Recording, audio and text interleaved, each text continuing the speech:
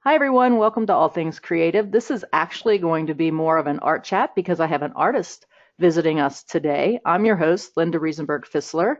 And I actually like talking with my guest because he actually is on kind of the same journey I am with being an author and an artist. And, I should say, I guess, master of all different kind of trades. So, um, welcome, Scott. We have Scott Burdick with us today. And welcome, Scott. So glad you're here. Thanks, Linda. It's nice to talk to you. Yeah, we haven't talked in a while. The last time I think we talked was when well, I don't know if we talked one or two times before, but we talked about your art and we talked about writing, and we're going to talk about that same bit today. And some of the pictures that we're looking at, if you're watching this on YouTube, is some of your paintings as well as a drawing that you did from your first book, Nahala. Did I pronounce it right? That's right. Yeah. So we'll talk a little bit about that. We're going to talk about your writing journey and your artistic journey. And you basically just returned from your trip to India. So tell us a little bit about that and how do you think that enhances your art and your writing? Yeah, we were in India for a month painting, and we do a lot of those trips where there'll be a month, sometimes 2 months to uh, just various places all through Europe, but Africa and Tibet and Nepal and South America and Peru and Mexico and in the United States as well. And all those trips are kind of they're inspiration for painting, and certainly a lot of those things that I talk to people with about make their way into my books too. A lot of the characters. We had gone to India 12 years ago, about all through. About it was about 5 weeks, and we'd gone all through Rajasthan, and we just hired a driver, and we went all over the place. And that was the time that I was working on Nahala. And so a Okay. lot of those people that I met there and some of the characters there made their way into that first book, Nahala. So in fact, I have the god Ganesha becomes a character in the story. He's like a genetically engineered kind of recreation of a 10-foot tall man with an elephant's head on them. And a lot of those stories that he tells and things, places and stuff from his past that he recounts in the story come from people that I'd met there and talked to. And the god Ganesha was just so beloved there. It was very clear that that was the most favorite of everybody's god, because he was the god that gives protection and gets rid of barriers. So everybody has Ganesha on their in their house, or taxi cab drivers hanging from their cars. And so it was interesting. So all those things kind of work their way into stories. And then, Mhm. of course, paintings. I take photographs, and we hire people. On this last trip, the first day, the first week, we painted with just an incredible artist. We think of him as like the Sergeant of India. His name is Pramod Kurlinkar, and we'd met him at the Portrait Society, and he'd invited us to visit if we ever come out there. And since we were going out there, we took a week in the beginning of the trip and just stayed in like a farmhouse near where his parents live in the countryside. And Mhm. so he got us models, and we all painted together. Also with Suchitra Bosale, I think I'm saying her name right, Suchitra Bosale, and our friend Saim Shalian. And so Saim is originally from Turkey, lives in Kauai now, and Suchitra is, probably everybody knows who she is. She's from India originally, but her and her husband live in the United States now, and she's just a great painter. So Mhm. it was really fun. So we just painted models, and we would paint during the day, and then just at the end of the day, the last couple hours of light, I would go out. Sometimes Sue would come with me. Sometimes it was just me and a driver that we had hired.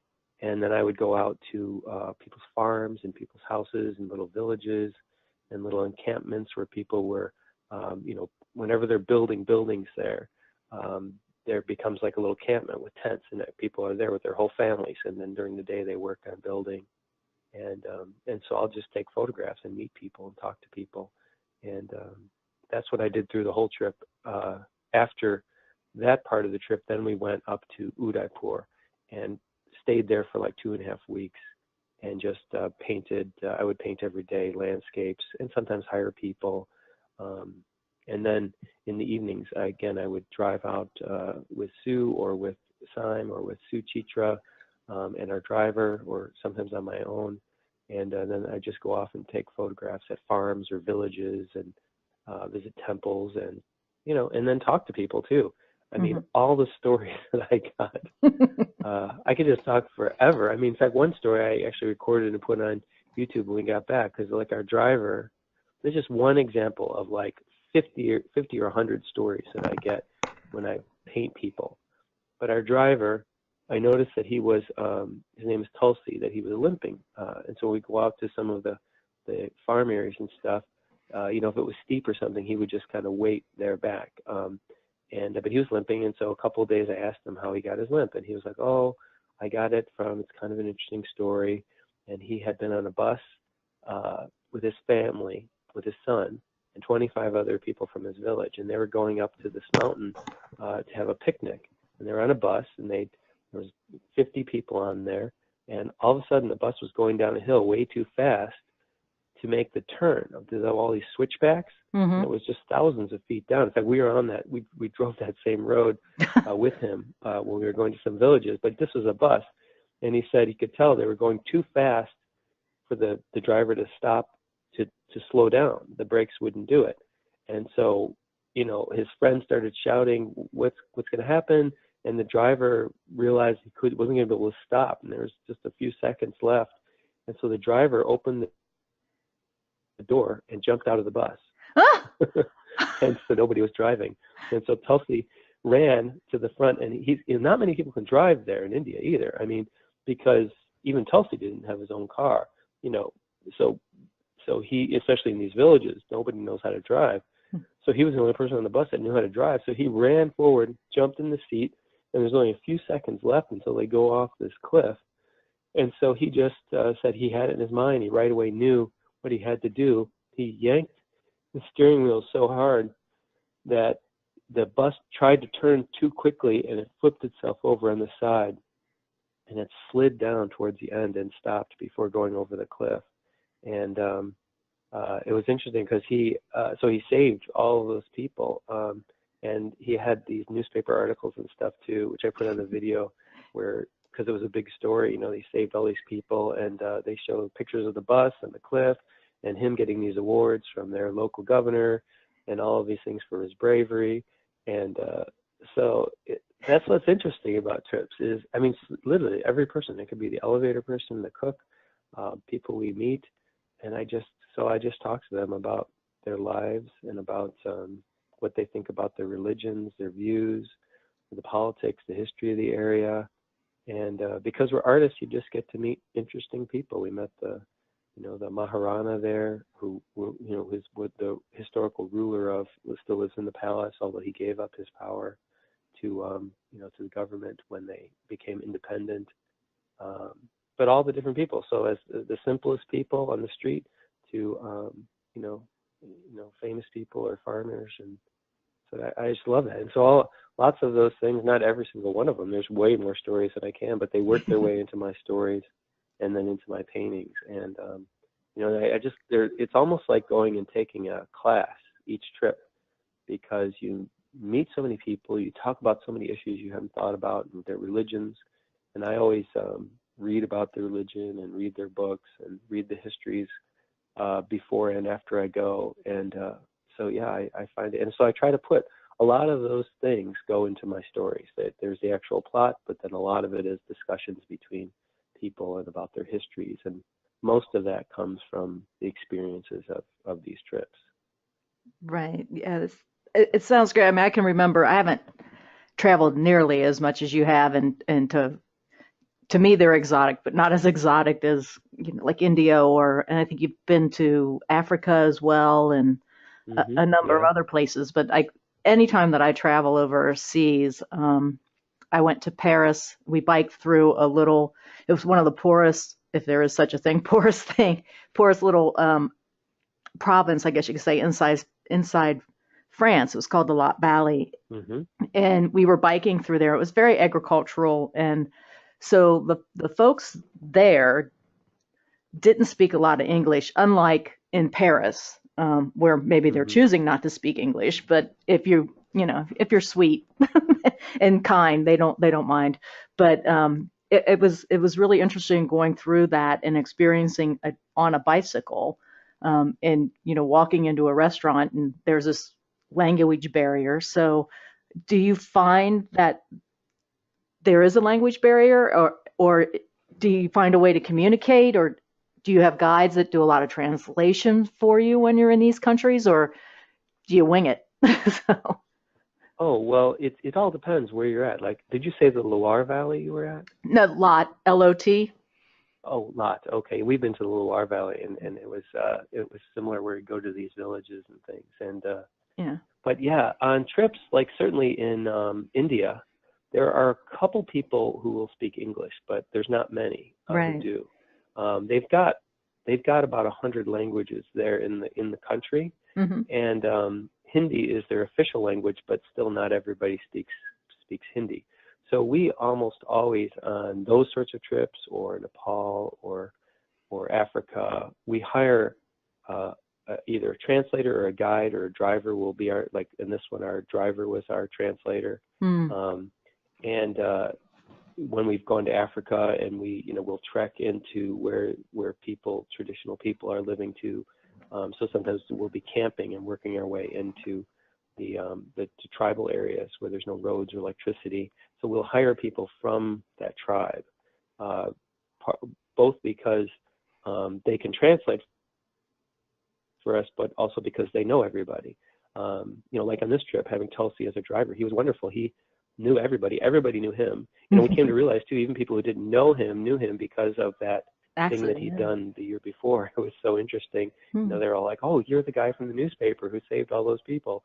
And so we hire local people as our guide. Now, if we don't have an official guide in some places, a lot of times you just hire somebody who speaks English. So if I go into some, um, uh, slum type area or whatever, or out of the way place, it's interesting because usually somebody young who is learning English, everybody's always excited to come and talk to you. And Right. so I'll say, hey, why don't I hire you to be my translator for the day? And you can talk to people then and tell them that I'd like them to sit for a painting.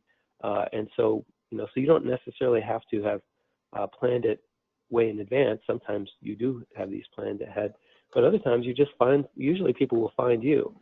Sometimes they're just street kids who, are wanting to be hired as guides or want to talk to you. And a lot of them have learned English and many other languages just from being on the street. And so, yeah, I like to hire people that can translate so that I can, um, talk to people and, about things and learn their stories and have Right. discussions. And, and even those people who are the translators usually have fascinating stories as well. So yeah, that's how I do it. Now, when you go into a place, usually it can be very weird, especially in some places where they don't ever see tourists. You have two different reactions. It depends where you're at. Like when we were in Tibet and we drove in from China and drove across the whole country just on our own. And a lot of times when we would go, we wanted to paint some of the yak herding peoples. And so when you drive out onto the steppes and find people, a lot of people would be terrified and they would run into their tents, and because they think you're the government, because the government was rounding people up and forcibly moving them into these villages. Hmm. So what would help is if you found one person that your translator could talk to, we'd have them sit and I would do a drawing of them or a painting. And once you start doing that, and this is the same in Africa and in so many different countries in Nepal, once you start doing drawing from your sketchbook, people are so interested and a couple of people will start to come out, usually kids first. They'll start to watch you and then they'll say, oh, they're artists, they're drawing or whatever. And then everybody will come and they love to watch. Hmm. And so that breaks the ice a great deal when you're traveling. And that's the same in France or anywhere. I mean, we were Right. in France and Italy and these other countries, these small places. When you're sitting there painting, God, people are so interested and they're also very excited that you are, it's like they feel honored that you like what their village looks like, or whenever I'm doing somebody's boat or something like that, or their cow or whatever, the person who owns that will run over and they're just so proud that you're painting their boat or whatever it is that you're painting. And so that changes the dynamic. Yeah. Like if say we were just photographers or if we were just coming in to take pictures, that's a different dynamic. And we do that sometimes, but it's never, if you have the time and you can do some sketches and things, and people are like, okay, I see what the person's doing. Because if you just come in to take photos for 5 minutes and leave, people don't really understand. Or even if they're okay with it and they say, okay, you take pictures for 15 minutes, and then they're kind of like, especially if it's a village in, you know, some remote place, like, okay, fine, you know, you've taken your pictures, please leave. Mm-hmm. But if you're drawing or painting, people are like, okay, we understand what they're doing. And then they go back doing their own thing. And so then while you're painting, you can take breaks and take some pictures. Oh my God, people are bringing cows in, or they're doing this or that. Something really interesting will happen. And you can just spend, you know, the whole day or several days there. The same with the Himba people in Namibia. We spent a couple of days with them. It would have been very awkward if we were just coming there to take photographs, but people loved watching the pictures. In fact, when they'd have people come from other villages, they would want us to go through our whole sketch pad to show all the drawings that we'd done of everybody, and people would laugh and they'd point to who we were, you know, like, I can tell that's this person and that's that person. So yeah, that's the difference about it, is it breaks down the barriers. It's kind of a universal language. People can understand what you're doing, you know. So mm-hmm. It's interesting. Right. Yes. Yeah. That kind of segues into this whole concept of visual storytelling, and it's kind of like, you know, whether you're doing a landscape or a person, sometimes I think visual storytelling is somewhat easier if you're doing a painting a person, because their dress, for example, could tell you a lot, their facial expression and things like that. But even, you know, in landscape, there's gestures to that you would need to put into a landscape that would draw upon a certain feeling, or colors, or however you want to say it. So it's kind of interesting that, you know, we sit there and we talk about visual storytelling both in our writing and in our painting. So how is it that you determine what you're going to paint, and how do you go through? I know this is like, could be really hard to go through that process, but how do you determine? Do you do it before you actually start painting your painting, or sketching your drawing? Is the story there and you're trying to tell it, or are you making up the story as you go along? Are these questions making any sense? Definitely. Oh, you know, that's a very good question. It's a combination of a lot of things. You know, when you go on a trip, for example, this last trip, you know, you hear stories from people, you know, and like some stories are better told visually, and some are better told through writing or through film or through whatever their other medium. Mm-hmm. So usually when I'm traveling, I'll see certain things. Like, oh my God, that's so beautiful or so interesting. And so I'll take photographs, I'll do sketches, or I'll get the person to pose for me. It's not something that particular story is a visual story. It's not something that I could, you know, tell thoroughly in my writing. Right. Now, other stories, when you meet people and you hear their stories and you talk to them, and it's just interesting issues and stuff about their lives, those aren't something that you can convey through the painting. And so those may work their way into a story that you write about, or, you know, sometimes when I'm filming documentaries, I'll see some interesting issue and I'll make a documentary about it. So that's another way to tell the story. Certainly when I am deciding to do a painting, there's a lot of different types of paintings and ways I go about it. Sometimes I have an idea in my head beforehand. Mm-hmm. This is rare for me, and I'll hire people to kind of portray the scene I'm going to do. That I did with a few of the sketches, and I'm planning to do some paintings from Nahala, the first novel that I did. So I did those few drawings. And that, when I was in Scottsdale, I was hiring models there while Sue was teaching a workshop, and I had some of the models pose in scenes. I kind of sketched out the ideas of some scenes that I'd like to do from my story. Mm-hmm. And so they posed, and I lit them the way that it would be with Ganesha riding the motorcycle or whatever. Most of those I haven't done yet. I'm planning to. So that's one way to do it. And that I don't do as often in my paintings. My paintings tend to be a little bit more documentary-like, where I like to go out and get my inspiration from things that I see and come across. A lot of times they're a surprise, or I might know that there's an interesting event. Like we, for several of the days while we were in Udaipur, there was a festival. And so I knew those 3 days I would be taking photographs. And so I knew that I wanted to paint the festival probably, but I didn't really know specifically what. And so I just took photographs, and now I've got some incredible ideas for paintings from that. So that's usually the way for me, is I may hire a model or something, but I don't have a real specific idea. I kind of just go to an interesting place with them and do sketches or set them up and do the painting. Now, once I've got all my photo references from India, now I'm looking through them, and I've done a couple from India from my photos now that we're home. And so I just look through the photographs, and I kind of think of ones that I think, oh, I'd like to do a painting, and I've kind of put them in a folder. And that'll change. In a few years, I'll look through them again, and I'll see different pictures. I'll think, wow, why didn't I pick this one or that one? And then I will do, at least the ones I've been doing now, I've been doing this a lot more often, is I have been doing a charcoal drawing first, just a sketch, to figure out exactly, what the composition that I'm going to do, if I'm going to use several pictures. And then sometimes I'll do a color study as well. I've done that for the last two. The one I started this morning is of a girl, a little girl. We went to this temple. Her and her sisters were just standing around there, kind of hoping somebody might want to pay them to take a picture or whatever. They were in school, and that day was off from school. And so, but they were just incredible. So we're like, Sue and I and Suchitra were like, oh, well, we're going to hire you. We'll just hire you for like an hour, and we'll take pictures of you guys in the temple. So we did that.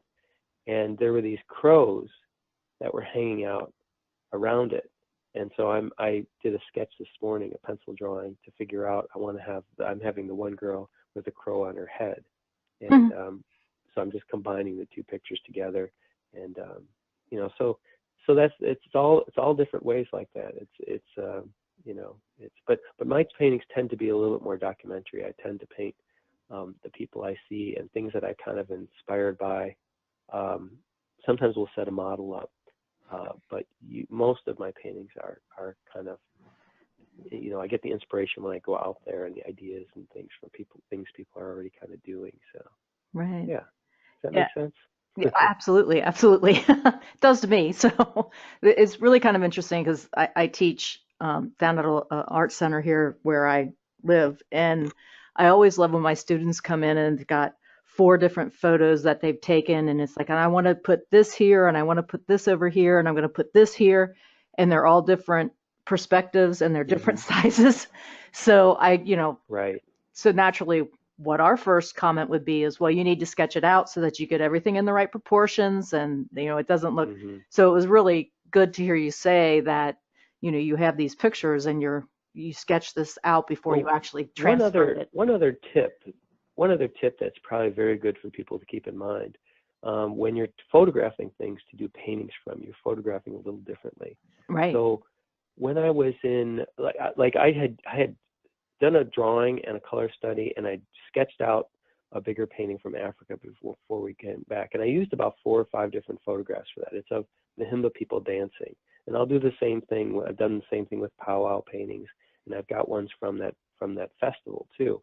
When you're going to do multiple ones, it's important to find one spot and stay there for a while in the exact same place.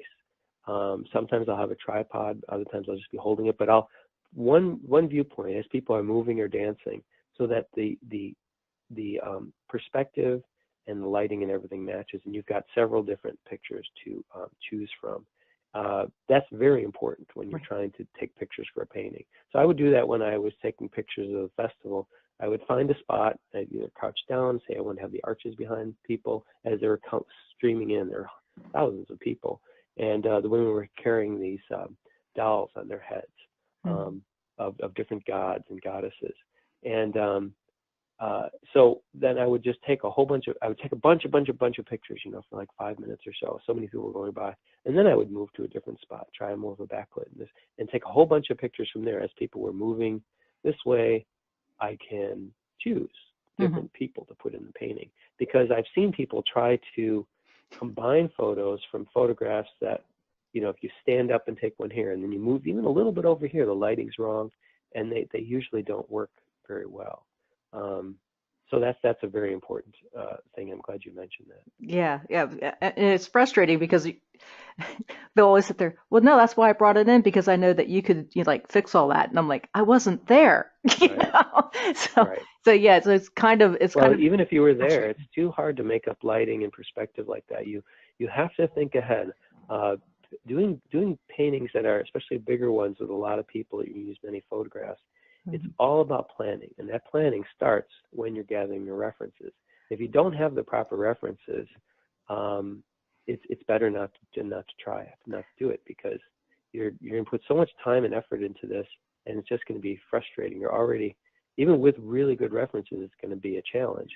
But you know, that's the big difference between a lot of the really great artists that I see, is they put so much planning and things into it. In fact, I'd seen Jeremy Lipkin gave a really good talk at the Autry show this year at the Autry Museum, and he showed slideshows of his pencil studies and charcoal studies of several paintings. He done the charcoal study, and then he did the color study, and then the big painting. You know, and somebody asked him, well, do you know, how do you deal with those unplanned things that are just problems in the painting? And he's like, well, he goes, I deal with those in my drawings and the color study, you know, and you'll run across those things, and then you keep working on them. They're small.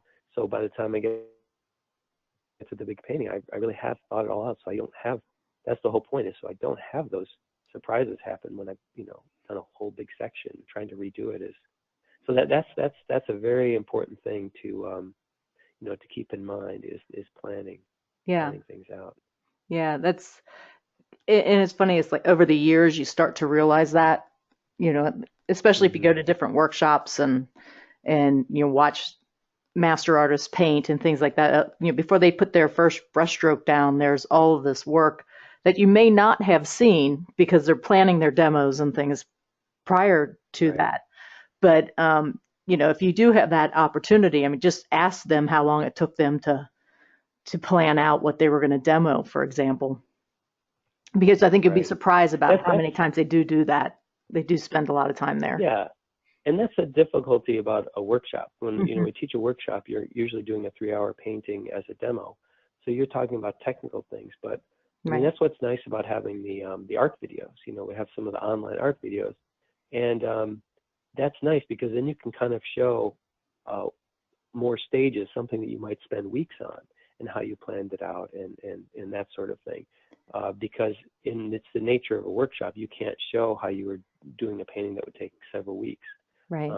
So that's something I think that is a later thing to learn, because when you're just struggling with the basics, you know, getting color and value and drawing, you know, you're not really ready to think about how would I compose 20 people life size in 15 from many photographs.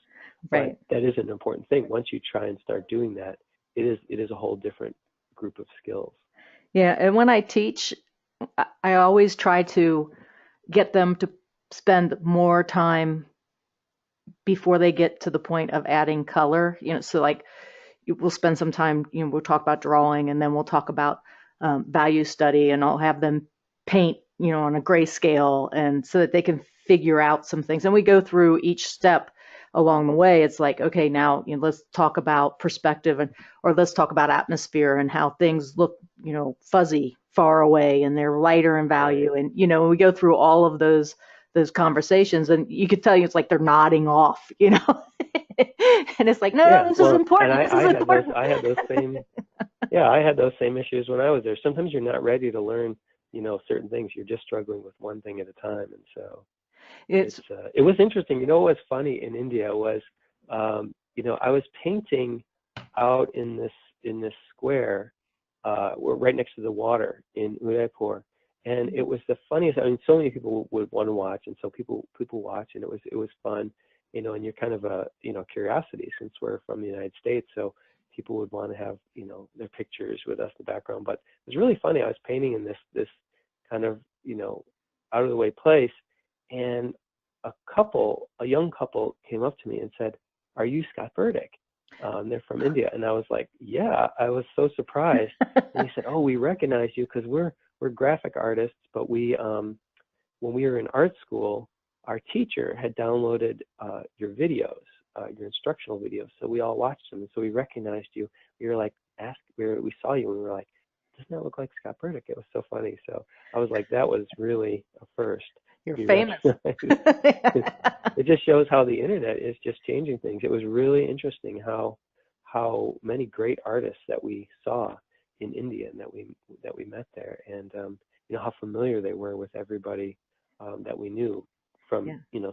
seeing their work on the internet, which was different than when we were there the first time. It was so long ago. The internet was starting, and some people knew of our work, but it was if they had seen art magazines or things, or if they were artists. But now it's changed completely. So yeah, Yeah. it's a smaller world. Yeah. It's another thing I think that's always interesting too, as far as revisiting when I'm teaching it. I have a brand new student who just decided, hey, I'm retired. I'm going to learn how to paint. And he's really, really good because he'll walk in and he's like, I don't know anything. You have to teach me everything. I'm like, okay, but you have to listen to me, that kind of thing. And I'm like, I don't want you to paint like me, but you have to listen to the technique and stuff like that. So, and then, so I'm taking him through some things that are slower, and some of my students who have been my students for a while. So we have, very different conversations about where they are in their process and their journey. But then I'm teaching Jack this whole, this same process more or less. But all of a sudden, a couple of my students that are older, that I don't mean older, but have been painting longer, like, oh, wait, you didn't tell me that. I'm like, yes, I did. You just didn't listen.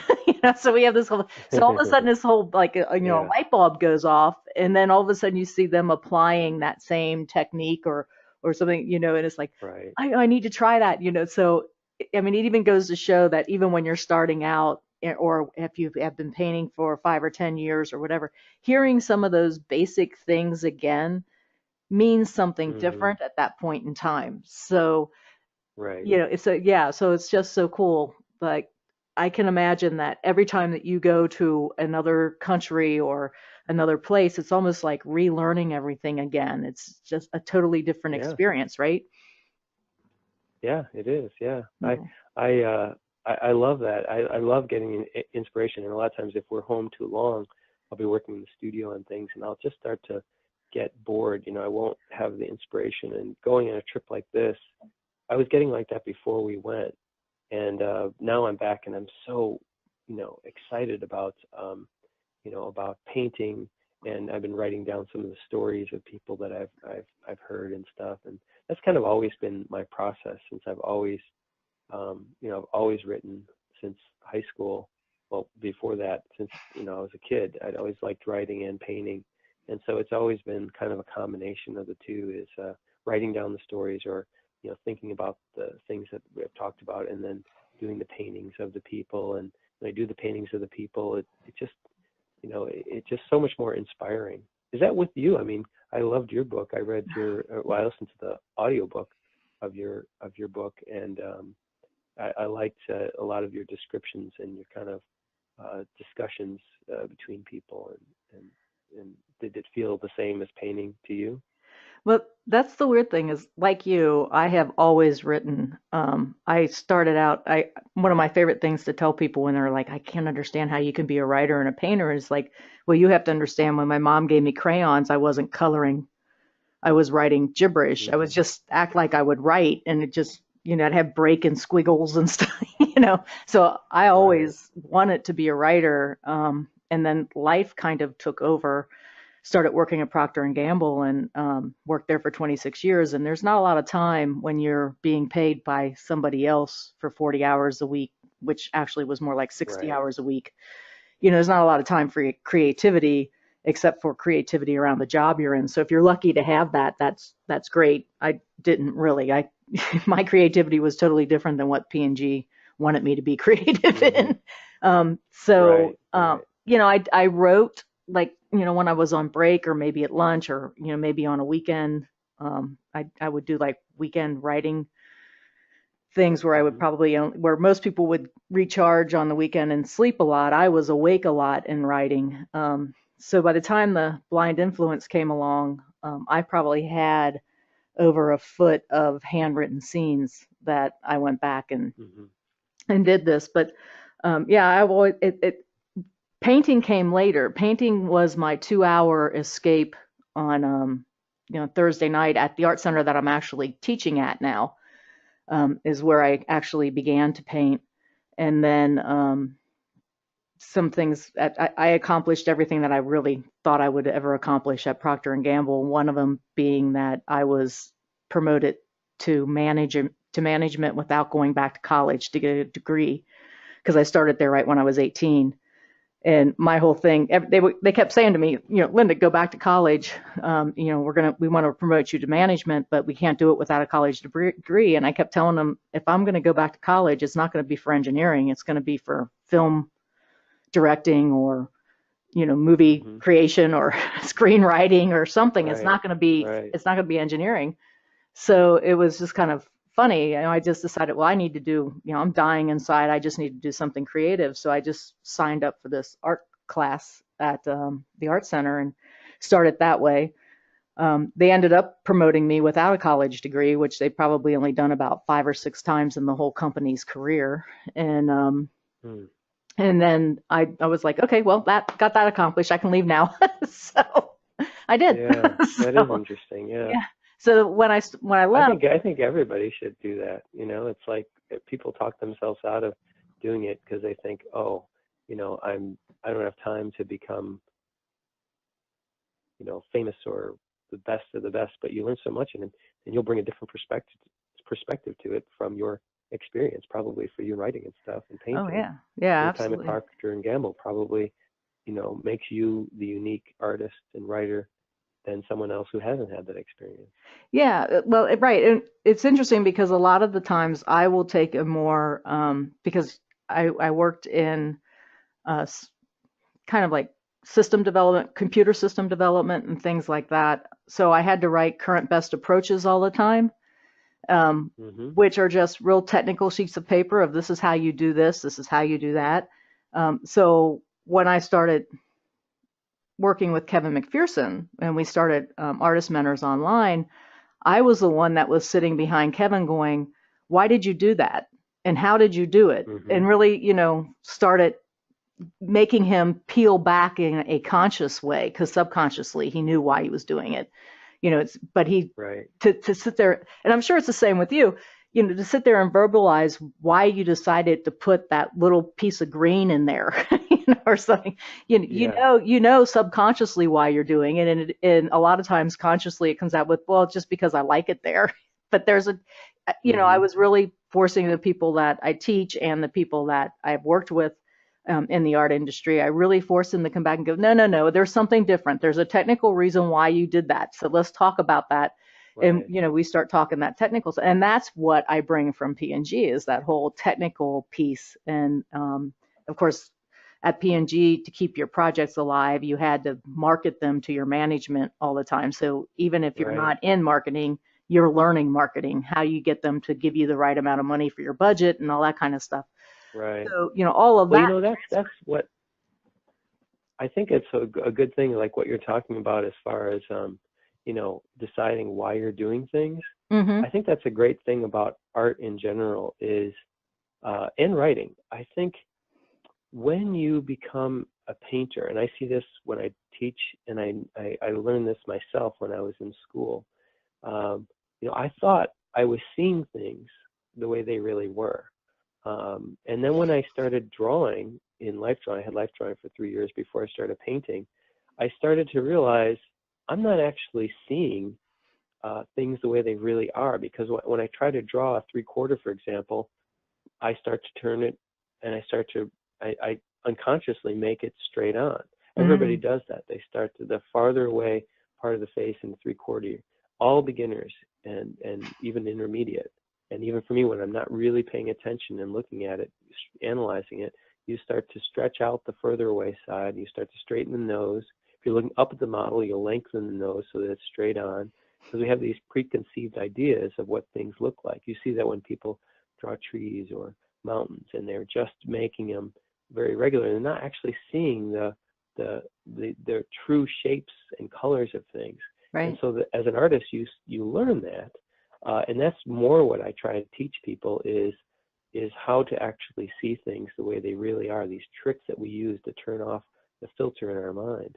Right. And when I write, I find, and that's why I think even if you're not going to become a professional artist, even people I know who paint with us, who draw with us, who have just started, they're doctors or whatever, and as they start to learn those things, they really start to look at the world in a different way. Absolutely. And I feel that way with writing too, and it's a slightly different way, but we have our own biases that we have about how things are in the world. Mm-hmm. And when you actually start talking to people, especially if you're thinking about them as you start to think more about, like, I want to write a story about something, or thinking about India, you're not necessarily trying to convince them of things, but you're trying to understand it and see it more, and you start to have your own biases challenged.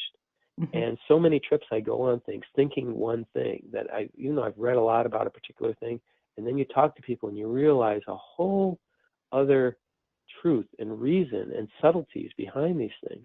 And then it gets even more when I actually will start to write. I mean, I've written like 5 or 6 novels. I've only published the 2. Eventually I'll put others into shape and start publishing them when I have time. But even if I don't publish them, the fact of sitting down and writing, where they have a lot of my stories have these these bigger ideas Mm-hmm. in them that people are talking to and discussing. But even after having talked to people and read a lot about stuff, when I start to write it, and in all my stories I have multiple characters. Like in the Immortality Contract, I have the Muslim, the Christian, and the atheist viewpoint, and I try to really present each one equally from their points of view. And so that as they have these discussions, or like in Nahala, when I'll have people have discussions about, morality, or, what is torture, and trying to define these things, or these philosophical arguments that they'll have, woven through the story. Oftentimes when I actually say, okay, let me make the best argument I can for, say, creationism or something, and then I really talk to people, and then I try and write it from that point of view, I think, like, so many times I've written those things, that was a good example. Then I was like, okay, I can see that point of view. I can see if they're right about this, then these things do follow. And so having the argument between characters, and if you really try and honestly have both sides, it's amazing how much more complicated it gets, and then you tend to learn a lot of things. And I was very happy. There was a book club that did there's a couple book clubs that just did the Immortality Contract, and one of them I talked to, and it was fascinating because they had people who were very born again Christian, and they had ones that were not religious at all. Mm-hmm. And so it was interesting because they said, we were kind of nervous about this book, but some people brought this book to us, and everybody was excited to read it when they read the blurb about what it was about.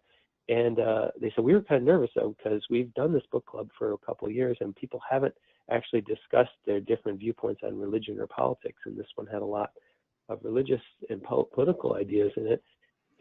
But they said everybody liked it, and they all thought their viewpoint was represented just the way they would have liked to have put it. In fact, she said, one of the Christians said, that was the best way of explaining my viewpoint. I'm actually going to use this for some of my relatives. And then the people on the other side felt the same, and so it led to, a discussion between them. And they said it was, so that was I was happy about that. And but I wanted to tell them too, yeah. I mean, you all, because that's what the one person said who did the book club. They said they weren't religious, but they had never really understood their friend who had this very religious viewpoint. And they said after reading the book, they really did understand it more. And vice versa, the religious person saw the point of view of the more scientific kind of skeptic viewpoint. And so to me, that's what books are about, but it's also what paintings are about. So many times people will say, God, I see India in a different way now, having seen your posts from the trip, and I was kind of afraid of it.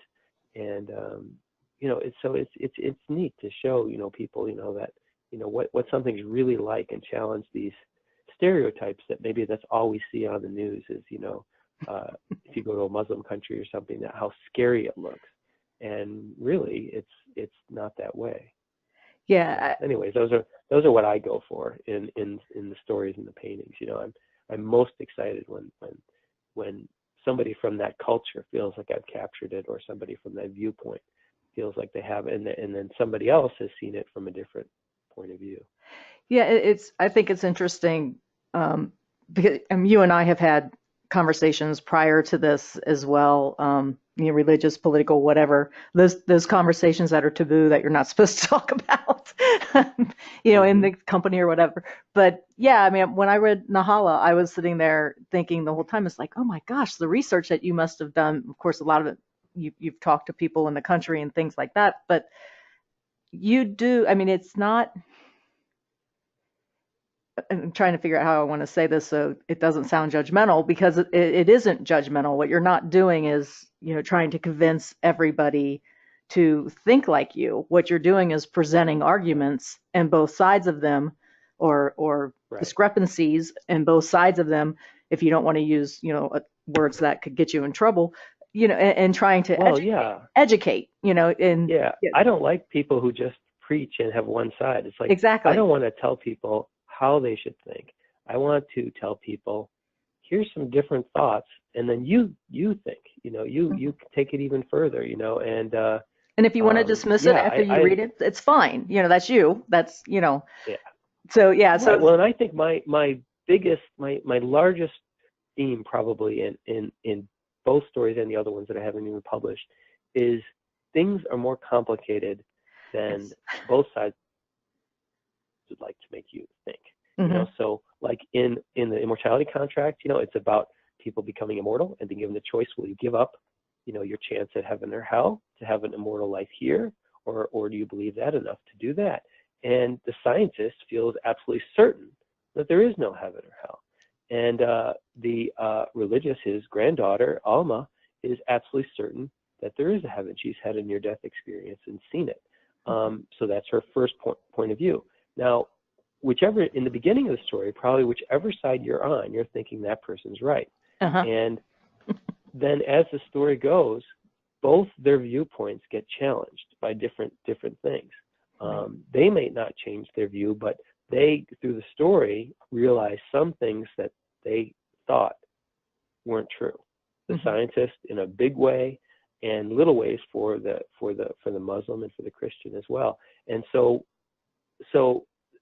I think that's the thing. And then there was the same with Nahala, is there was no absolute answer. But some people got mad at me at Nahala at the end of it. It was funny too, because I heard from both atheists and from Christians, both, who said, "Oh, I love the book all the way through the end, but I expected you to like come down on one side and like settle the argument at the end, because I don't want to give anything away, but at the end Right. there's a way that the character could know the absolute truth. The character themselves comes to the knowledge of absolute truth Hmm. of all things that happen, but I don't say what they found, because I don't know absolute truth. So for me to actually write it in there, but the idea that there is a truth, that's what our whole job is to try and get to it. But it's not as obvious as either side would make you want to believe. So Right. that's what I love writing things is in fact, I think that's why I enjoy having conversations. I have several friends of mine who are extremely different viewpoint of me politically, and religion wise, and I always have, and I never get into arguments with anybody, and we have long conversations when we go on these painting trips in the Sierras and these pack trips and stuff, and when I see them, and we never get angry. It's just a discussion, maybe because I'm not trying to convince them. I'm just giving them my viewpoints, and I'm interested in their viewpoints, and so that's the way I write those stories. I just find it fascinating. So Yeah.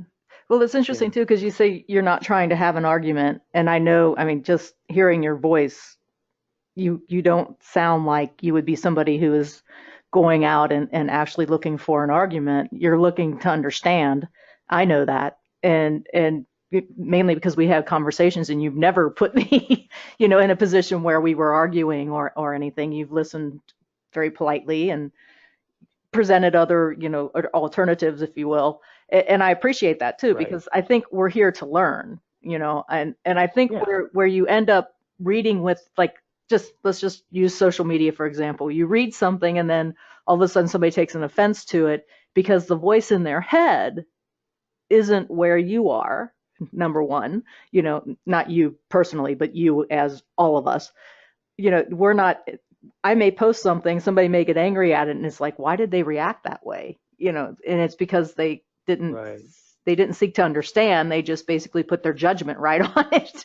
and that's Well, wrong. You can't go there. So it's not that I definitely have opinions on right, things. I right. definitely Well, think we all do. this is the truth and this is wrong from what I've looked at, but I also know that I was brought up very religious, Hmm. and now I'm an atheist.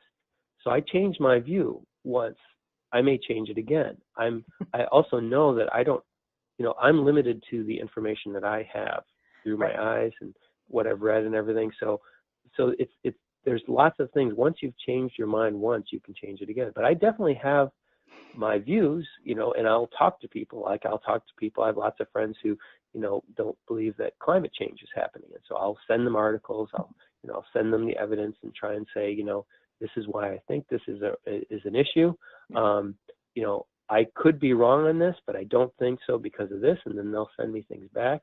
Now, sometimes when I post things like that about religion or politics or any of that, I will definitely get some angry messages back. But for the most point, people usually will write and say, it's really nice to see a respectful conversation. And sometimes when people get Yes. really rude, I'll kick them off the discussion.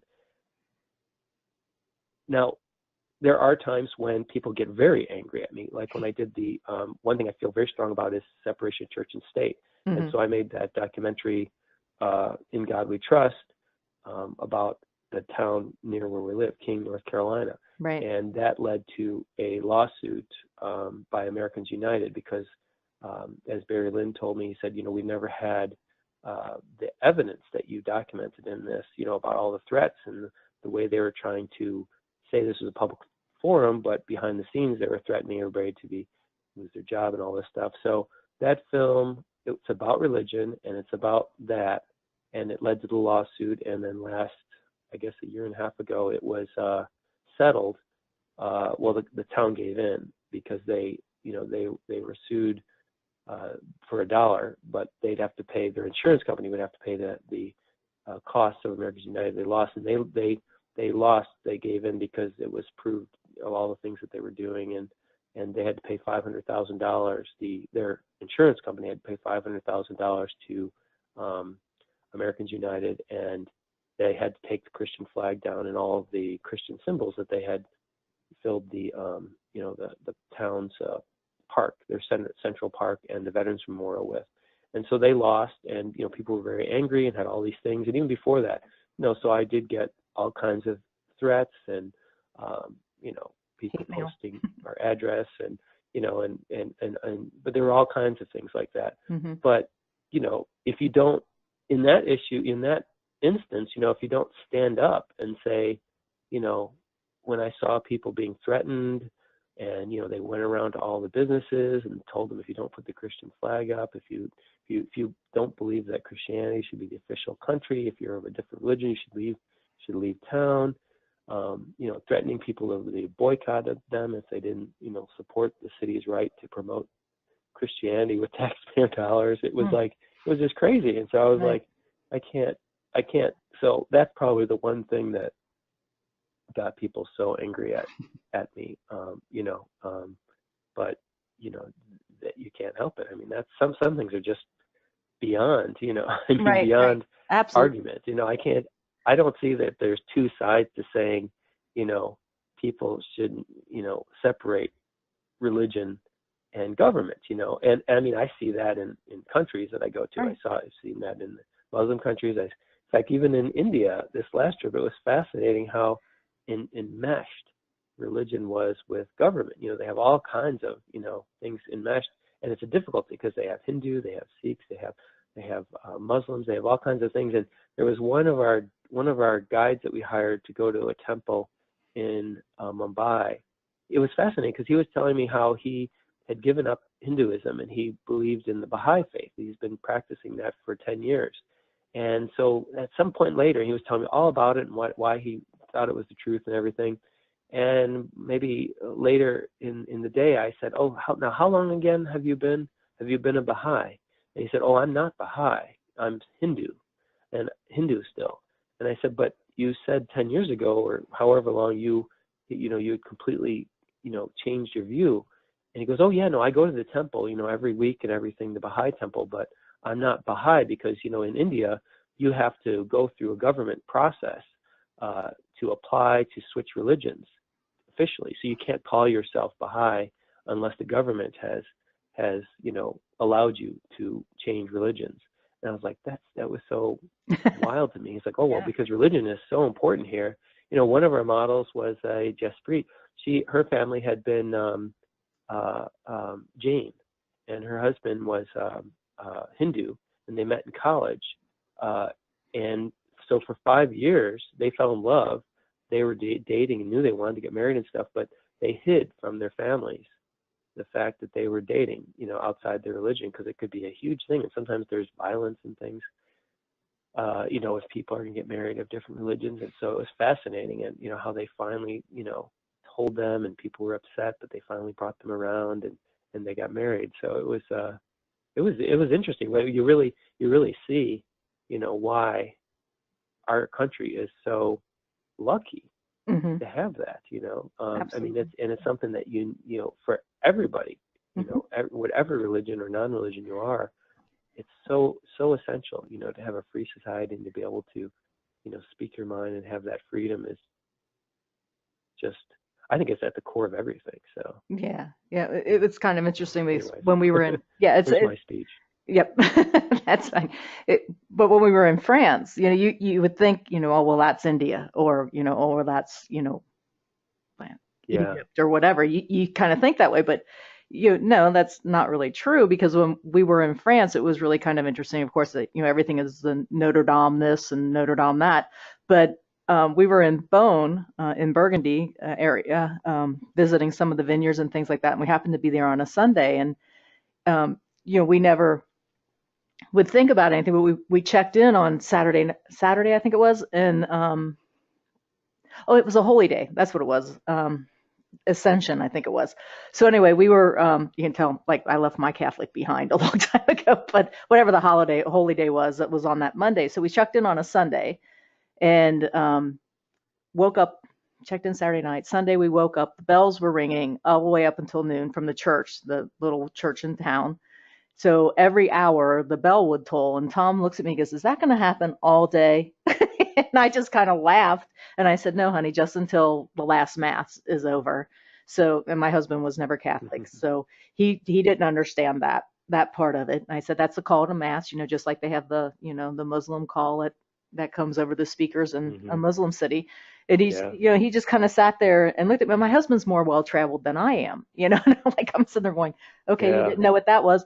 So then on the holy day, none of the businesses were open. So like the hotel we were in right, was saying, "You're going to need to go out and get some food because there's no businesses open right, tomorrow." And I'm like, right, "Are you going right, to be here?" And they're like, "Well, yeah, we'll be here, but like the restaurants won't be open, and you need to go out right, today and get to the store and get." And I mean, that just blew me away. I was just like, yeah, and they said, that there's one of these things where, like hotels and things like that are things that are kind of more international. And I'm not particularly sure that it would happen actually in Paris, because Paris is bigger and more yeah, international. But this little town of Beaune right, in the middle of yeah, vineyards, that's what they decided to do. And so, yeah, so right, it is kind of interesting. You don't realize I guess you more or less take them for granted. You could even argue that we take a lot of what we have rights to in this country, like the Bill of Rights, if you just want to get it to that. But yeah, how different that is. And oh, I'm going to just do a little preaching here as well. Oh, by the way, when you go to a foreign country, your rights don't go with you.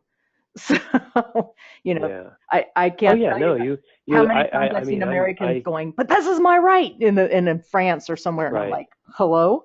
So, Yeah. No, you don't have a right to everything, but some things are, I human think should rights. be universal rights. Right, right. I do, I'm a very liberal person, kind of No. a progressive liberal. And I totally, but I have lots of great friends who are, very Republican and very conservative, Yeah, I do too. and I can see their viewpoints, and I'm conservative on some things, but there's sometimes it gets me annoyed when I have people who are very liberal, um, say, well, like I've criticized, and sometimes when I've written things, say, well, in some of these countries, where women aren't allowed, say, to, go out, even out of the house without permission or to be accompanied by a man, or Hmm. they have to cover their whole faces and stuff. It's Hmm. not, and some women may want to, that's fine, but or they just recently allowed people in women in Saudi Arabia to drive. Those sorts of things, and people will criticize me for saying that that's, it's like that's their culture. You shouldn't be criticizing that. And I just don't think that that's true. I think that it's like slavery or something. That's not something that a culture decides that slavery is okay. Hmm. Or that women can't go to school, or things like that. I think that's a universal human right. I think there's certain things that are human rights, and even if you're in another country, it's not that I'm in that country going to try to, free or protest, or you can't do that. But I will write about those things, and some people will get angry and say that that's my imperialist. I'm being like culturally imperialist. It would be different to say, well, everybody should be, you should force everybody to be, my religion or no religion or whatever. Force is different. When you're using force, that's not a cultural preference. It has to be for a good reason. You could use force for somebody, say nobody can kill, or maybe there's cultural differences on how they punish people who do certain things. But anyways, Yeah, we're that's getting off. kind of a little bit aside from what you're saying. I mean, I mean, you certainly have to respect other countries, the way they do things. It's just the way it's done. So it's you take your shoes off when you go into certain holy places, even if you don't yeah. believe in that God. And if you don't, then don't go into it. But Yeah, I mean, but there's, there's I think there's a respectfulness that needs to be there. And yeah, I totally agree with what you were saying about, Saudi Arabia. Don't get me started. Being a woman, don't get me yeah, started. You know, yeah, so this right, kind of thing. right. But there's I But see I've been a lot of surprised at how many disrespect. people disagree with that. I mean, Yeah, very, very, educated people that will just say, that's not our place to talk about that. And I find that amazing. yeah, So, yeah, exactly. So we kind of got off track, but that's fine. um, yeah, that's right. yeah. So your writing journey, you said you started it when you were young, and naturally you're writing about things that are important to you, that are part of you. And do you find that that happens more on the writing side than it does on the painting side? Or do you feel like you're doing it both equally? Um, I think they're just different aspects of that. So Okay. everything, that I paint is generally things that I see, that I come in contact with. I'm not really an illustrator, so I'm not being given assignments, say, to do something from a book that I haven't written. So everybody I paint is, I only work for my own photographs. I only work for my own things that I'm interested in. I don't do commissions, so I'm really just, it's kind of a journal of my interests, things that Hmm. I see and do. And the writing is like that too. It's just, and they're not all personal. A lot of things are taken, some are taken from my personal life. In this last book, The Immortality Contract, there's a lot of things in there that come from my history, of my family and stuff, that I just wove into the main character's story. Um, the first one, Nahala, the main girl, whose name is Kayla, she starts out, she's crippled. And I was born with club feet, so spent a lot of time on crutches as a kid. And then her spiritual journey was my journey through the story, the things that she struggles with and learns. But then it's, it takes place over the next 1,000 years of history. So it's, there's, there's things I've heard about or just thought about. I've been, so it's a combination of all those things. It's my thoughts. It's not necessarily, maybe sometime I'll write a more literal story about an actual event or something that I've done or gone through. But for the most part, I usually use them as kind of jumping off points for these ideas. So it's kind of, but I've always done it. I've always written. I always wanted to be a writer or a painter or a filmmaker. And I got a scholarship to the academy, so that I went there. And then after a couple of years when I was making a living as a painter, I went back to school while I was still painting and selling paintings to make a living. I was with Sue, and I went to Columbia College then and took film, writing, and photography, and for 3 years. And so that's when I got a little more serious and learned a little bit more of the technical things. And one of my short stories was published in there in a book, an anthology, and so that was kind of nice. And but yeah, then I just kept writing, so it's fun. Yeah, yeah. I really enjoy doing both as well. And it's kind of funny. It's just kind of go back with the three main characters. I call them three main characters, which I know you can't really have three main characters, but one wouldn't be complete without the other two, is the way that I kind of look at it. It's that triangle that goes on. And of course, one of them is a politician. And it was amazing to me, everybody's reaction to that particular politician, because I really like Jenkins. And, it's like, so I'm writing him because I like him. And everybody just, everybody I talk to, like at book signings and different things like that, they come up and they go, I don't like that Jenkins guy, man. He's just too sneaky. So I'm sitting there going, yeah, really? So it was really kind of interesting that how everybody's reaction to him was totally different. It is interesting because, I liked that character a lot, and I liked his viewpoint. I did the same thing in my stories. The characters that would be considered the evil characters, it's fun to actually, once you start to see their viewpoint, a lot of times, you can't help but, feel sorry for them or admire them or start to see their viewpoint and say, geez, why am I seeing their viewpoint? And a lot of times the evil characters are the more interesting. I mean, that's kind of, in general, a lot of times in stories, it's very difficult. I mean, if you think of like Star Wars and you think of Darth Vader and these sorts of characters, the really good people, Luke Skywalker is great, but he's almost so good that he's not as interesting, say, as Darth Vader, or maybe like an in-between character like Han Solo. They have more complexity, to their characters. It's like we love to hate them, but it's so those characters, if you make them more than just a one-dimensional thing, usually when you get into their motivations, you start to hopefully see, and the same was with your book, you start to say, okay, I can see, why they're doing this or what their point of view is. I don't want to say exactly why because I give away your story, but it's that's the thing when you have a story like yours. There's too many things that can be given away. It's such a page turner and so many twists. Oh, you're so sweet. Thank you. But it is fun to watch, and it was funny because a lot of the people I have, like you said, I have a lot of conservative friends, and it's really kind of funny because they love the book, and I just sit there and look at them because the Republicans are kind of taking the fall in the book. But as they were sort of one of the things I always said to them, I said, well, some of my Democrats are just as bad as some of my Republicans. Okay. So just, cause that's kind of like real life, we've got our good guys and our bad guys on. So it's really kind of interesting that, to hear my Republican friends, my conservative friends talk about my book to other people while I'm in their presence, because it's, the way that they talk about it is really kind of interesting, because the way that I'm writing it, and maybe this is success, the way that I'm writing it, I would have thought that they would never talk to me again. So that, right. so it was kind of interesting that they take that. And again, that's the thing that talk a little bit about Gabriel and Stefan, when they took the book, and I'm sure it was the same when they took Nahala and the Immortality Contract, and you heard that read back and what their interpretations were of each of the characters. Hmm.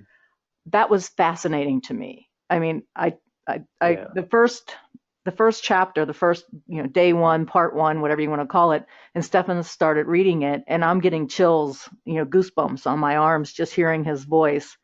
And then, when Yeah. Gabrielle Yeah. He's became amazing. Nicole, I just like, oh my gosh. So how was that experience with you with your characters? Yeah. No, it was really cool to have them interpret it, and they're just so good readers, and I knew their voices already because I loved Orson Scott Card and a lot of the very famous science fiction writers that they'd read books of. I listened to books on tape, both fiction and nonfiction, while I paint, so I already knew their voices, and so I was really excited when they wanted to. They had actually contacted me about Nahala um, right out of the blue because they'd heard it. I'd posted it on a thing, and it had gone quite high on uh, the chart things Amazon. on Amazon in the Yeah, beginning. bestseller, And so right? so I was so amazed that they wanted to do that book and to have it in their to distribute it as an audiobook. So because I I knew who they were, I knew their voices. So it was really exciting to hear them do it. And it's fun because it's different than I heard the voice say in my head, but Exactly. it was just so much better and so interesting. So yeah, it's just like the difference between a real professional and lots of people say, well, why wouldn't you want to read your own book? It's like you obviously haven't listened to the audiobook because they are just so good at the accents and all the different things. It's just amazing, really, especially Gabrielle and Nahala. She just read the Nahala, and there's so many different characters in that, so many different voices and accents from different countries, and it was just really interesting to hear, an actual trained, because she's a theater actor and a Right. movie actor, Yeah. and so it was really really kind of neat to hear that. Well, it was interesting So for me. I don't know about for you because um, your books aren't like a series. I don't think they're two separate. I need to read Immortality Contract yet, but no, um, yeah, yeah. So mine they're are not a series, series. yeah. Yeah. So it's kind of interesting because I'm in the middle of writing book four. Well, actually, four's Mhm. done and it's at my editor. But and the funny thing is, so I have to get going on book five. But anyway, the interesting thing is I was kind of listening to the audiobook that Gabrielle and Stefan did, and I'm trying to write, and I said, okay, I have to stop this because their voices were not the voices of my character in my head, and my characters in my Oh, head were right. going, who is that? Yeah, That's not me. yeah.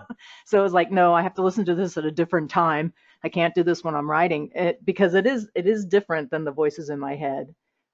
And it was Mhm. fascinating the interpretation that they've made of that, which opened me up Right.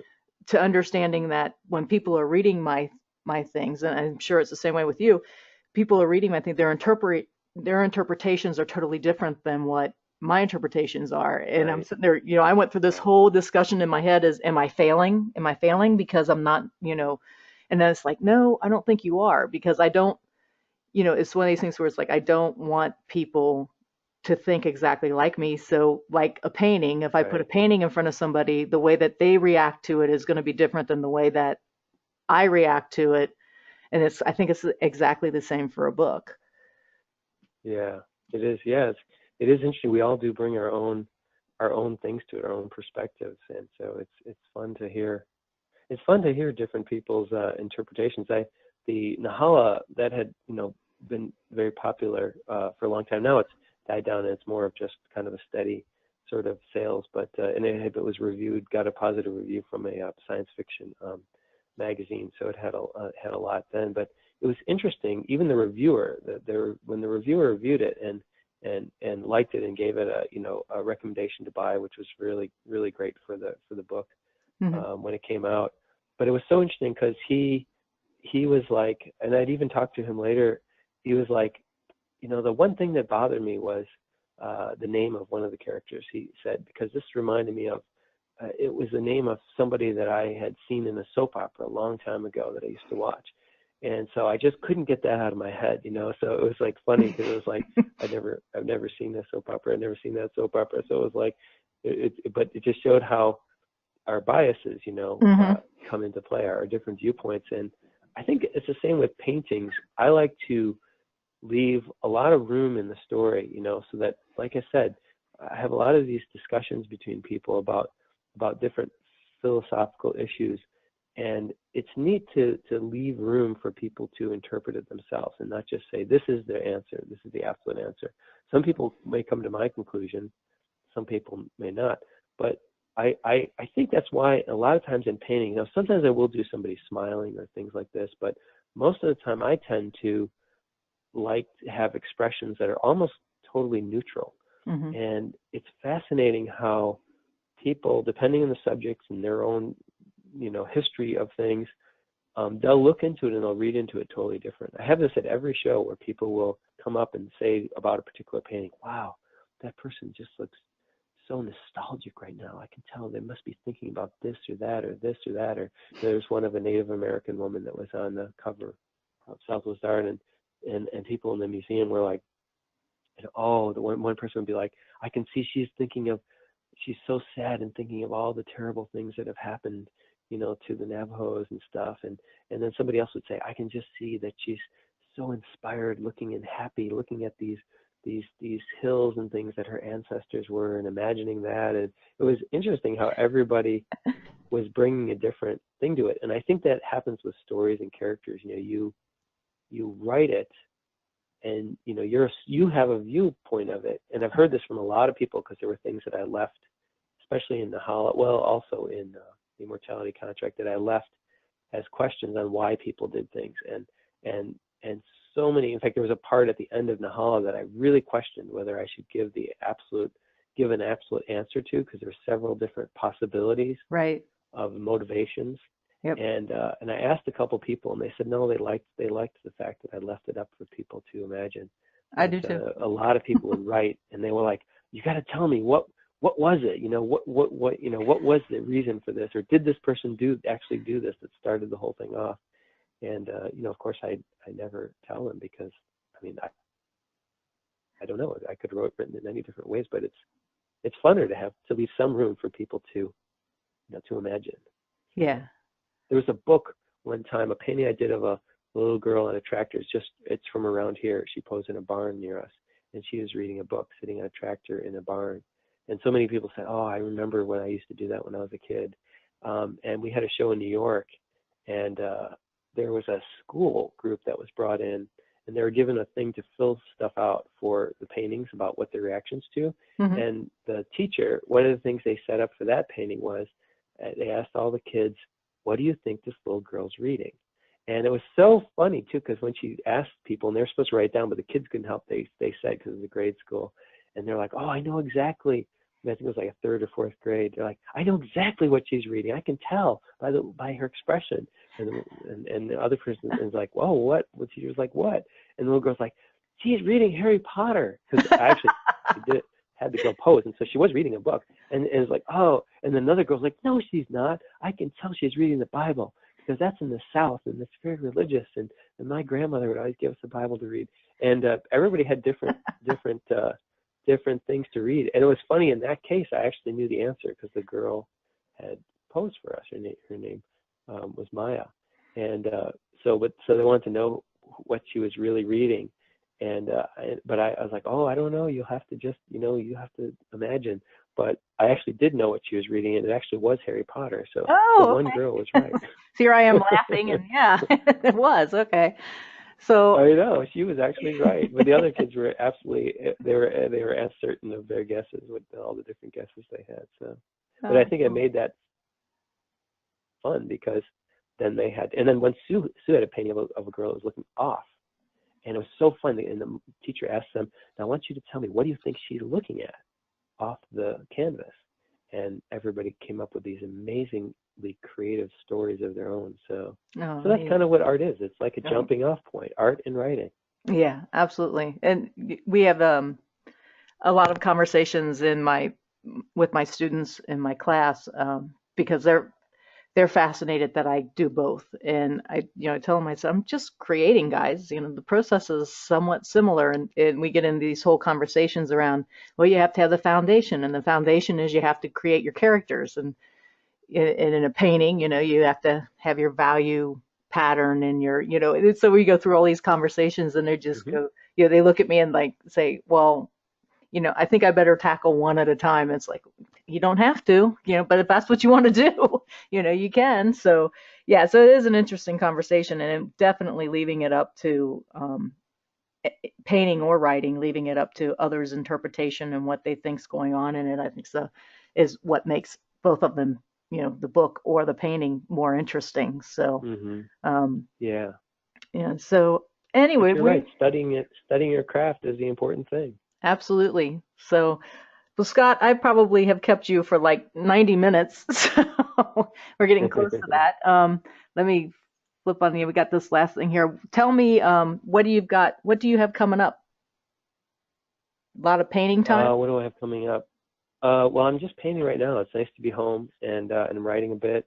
And then in a few weeks, we go to Pre to West show in Oklahoma City for the museum there for that show. And then we go to, I don't know, we have several trips. Sue would be able to tell you the dates. There's one on the East Coast. She's doing a workshop. She's doing a few workshops this year. I'm not doing any Oh, this okay. year, but I'm just going to go and I'm just going to paint. And we have a show there with like Nancy Guzik and Richard Schmidt and Kathy Anderson and some other of our friends Oh, cool. at the Bennington Center. And we're going to Edinburgh. Sue's going to teach there. I'll just paint. And then we're going to go to Florence. She's going to teach at one of the academies there, and I'll just paint. Oh, And nice. we have yeah, a couple other shows that we send things to. So yeah, Yeah, so cool. just the usual. And then I'm just always writing. I'll write at home and I'll write on these trips. I'll write in the mornings usually. I don't know exactly which one I'm gonna do right now. I was playing around with one where all the nuclear weapons in the world have been launched and everybody wakes up to alarms and they know that they only have about 30 minutes left before basically every nuclear weapon in the world. They're not certain exactly who started it, but it's like a chain reaction once Well, it would people be. start launching against each other. And so they really realize the question is, what would you do if you only had 30 minutes left to live? And I actually asked a whole bunch of people this question. I got some interesting answers from people. And so you see what happens in this 30 minutes. But then at the end of it, as the nuclear weapons start to land, none of them go off. All of them You across the told us entire the world. ending. No, that's not the ending. Oh, That's okay. just the first chapter. That's the Oh, first chapter actually of the book. They all land, none of them go off, and then the question is, what happened? Is it, some people think it's God, some people think there must be some hacker or whatever, and so it becomes, the world, of course, now that all nuclear weapons are gone, yeah. it changes things too because you know Yep. some countries now are more powerful because of their, but so it goes then for a long time after that, and the implications of what this is and what stopped it. So it's just kind of a fun uh, speculative sort of story, but it's goes to a lot of people's in their motivations for what motivates you for life, and if you only had certain time left to live, and so it's kind of fun. Cool. But no, And that's not the end. That's actually just the first chapter. So oh, wow. I won't Cool. tell you the real secrets of why this happened. Yeah, So no spoilers allowed. So, but yeah. I like I said, just finished book 4, and the opening part one of the first chapter is it starts in Russia, and again, the books are set in 1980s. So this is 1980.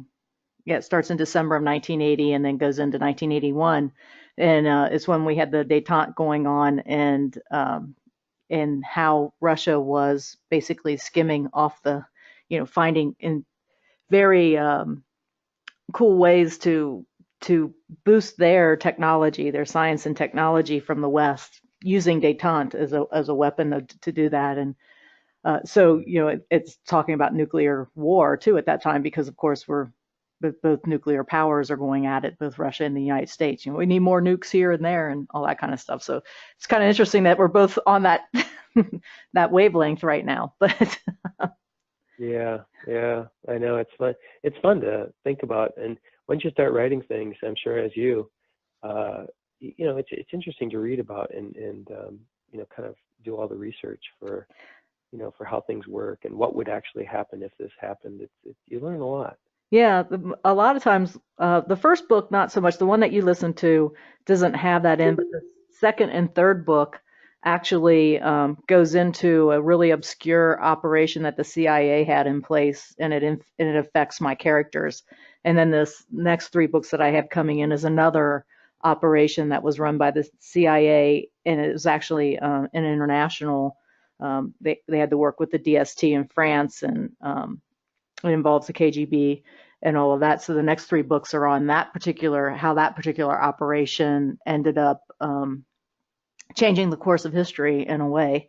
So I've gotten into finding these very, very obscure CIA, FBI, KGB, DST type stuff, and been reading a lot of NSA documents and things like that. So it's kind of interesting, all the little stuff that goes on. So anyway, I'm going to go ahead and wrap this up. If you like listening to Art Chats and you'd like to support the podcast, you can become a patron over at my Patreon page. So patreon.com, Linda Riesenberg Fisler, and pledge levels start as low as $1. And you can go up higher if you would like. It takes a little bit of time and some money monthly, over $100 to get these podcasts recorded and updated and out there and stored for everybody to enjoy. So if you'd like to become a patron, we'd love to have you do that. There are rewards at each of the levels, so you can look at what those are. And if you have any questions, you can let me know. Oh, I think Scott came back in. Linda. Hey, Scott. I did. I timed out. Oh, okay. Oh, yeah. You know what? I think I only set it for 90 minutes. So that we were right at 90 minutes. Oh, there you go. Yeah. So I actually just started to wrap things up because I asked you a question and then you kind of like disappeared. So I said, well, I think I lost Scott. So I was just telling him about the Patreon page. And for those out there who don't know what Patreon is, it's basically a way for creatives to find patrons. So that's what it's very, very, very helpful page. I think they've been around for about 5 years now. And I think they said there's like over $300 million collectively. So for everybody on Patreon doesn't get that money. The actual creator gets a portion of that money as in what you pledge. So they take a very, very small cut of that. And it's actually, the more I learn about it, the more I really like it because it also provides a great way for you to stay engaged with the people who are being your patrons. So you can have a lot more engagement with them and talk to them, and you actually get to know who they are, and you get to know the creatives. So it's a really kind of cool little thing that I stumbled upon. So check it out. And again, Scott, thanks so much for being here. You may not have heard, but I said, thank you for the 90 minutes of your time today. And I'm sure that we've given everybody, a lot to think about. And I always enjoy talking with you. And wish you guys luck. Say hello to Susan for me. And okay, yeah, that was really fun. Definitely, I look forward to your next book. Oh, thanks. Well, I actually probably ought to. I read Blind Persuasion author reading. That'll be offered out on my patron page as author readings every once in a while. Cool. I read the whole book in 3 days, taping myself. Gave me a whole new respect and appreciation for Gabrielle and Stefan. Nothing like them. There's times I actually ought to leave an uncut version out there because everybody would crack up laughing because right before, it's very hard to go for, like I said, this is where the appreciation comes in. It's very hard to go from a Southern accent to a British accent. So if you listen real closely before I say one of the British accent lines, I'll be sitting there, going, Bond, James Bond, trying to do the British accent. It really got hilarious. And then when I had to speak Jenkinson's line, I sit there and go, North Carolina. Okay, now I'm ready. So anyway, it was. I don't think I'd be able to do that. I don't think I'd be able to handle all those accents. It was crazy. No way. It was crazy. And like I said, I am not an actress, thank God. But it just gave me a whole new respect and appreciation for what they do for a living. It's amazing. That is so cool that you had them also do your book. How did you find out about them? Through you. Was it Oh, through my book. Oh, that's Yeah, neat. Well, very yeah, cool. yeah. So, and I actually had Gabrielle on Art Chats. She talked about visual Mm, storytelling. So, wonderful. yeah, the whole thing, it was just kind of crazy because I contacted them shortly after um, I found them through your book, and then through then we did an Gabrielle and I did an art chat, and then she talked to me about my books afterwards, and I think we talked probably on and off for about 4 or 5 months, and of course, anybody who tries to get their books published, this it's not cheap. I mean, and certainly the amount of talent that you're purchasing for them to read your book is, so worth it. I can't talk Right. about, how much it is worth it. I mean, these guys are Audie award winning people, and Skyboat's Oh won yeah. awards, and so they're the cream of the crop. They're up there. Um, so I had to, work to get the money pulled together for that, and then, I'd call and I'd say, okay, we're gonna do it. Let's do it. And then it's like, okay. And then I had to write them a note and say, we can't do it. And they're like, what happened? I'm like, Oh no. well, Tom fell off his bike. Tom crashed on his bike, and I'm Oh my not sure goodness. what's gonna happen. Wow. Yeah. Oh, I probably didn't tell you that story, but anyway, I'll tell you it offline. But so like again, I get this email back from Gabrielle and says, "Oh my God," she's just like, because we were go, no go, go, no go, and finally, we gave them the go ahead, and they Oh worked me into the schedule. yeah. They were just wonderful. They were just wonderful. So Yeah, anyhow, they're amazing. Yeah. yeah, yeah, I Well, that's can't wait to get out. exciting. Yeah, I can't wait to get out to California because I told them if I ever get out there, I'm just going to stop by and bring them lunch or something. So, because I want to Right. meet them in person. But yeah, they're great. So, anyway, we'll probably talk for another 90 minutes. Excellent. Well, good. Well, it's wonderful talking to you. Yeah, it was wonderful Yeah, talking to absolutely. We you. certainly could. Yeah, we could. So call me anytime. All right. Yeah. All Okay. right. Well, that's nice. Well, good. Well, I'm going to go back to painting the girl with the crow on her head, and you go back to writing, I guess. Yeah. Well, I wish I could. I Get have those to. books done. Yeah, I have to go out and and put on the thing for our sprinkler system. So my husband's been waiting patiently. So need to go. But Oh, that's okay. nice. So everybody, thank you for tuning in, and we'll catch you all next time.